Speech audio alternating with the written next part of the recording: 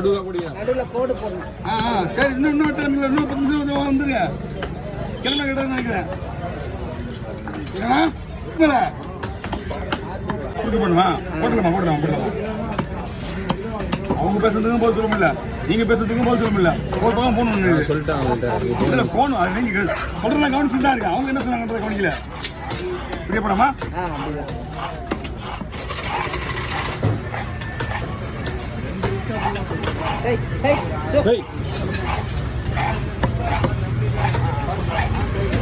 இதுவும் அப்படியே பண்ணலாமா?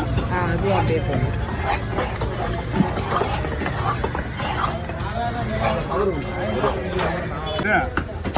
இந்த மீன் வெட்டுறது கோழி முடியாது.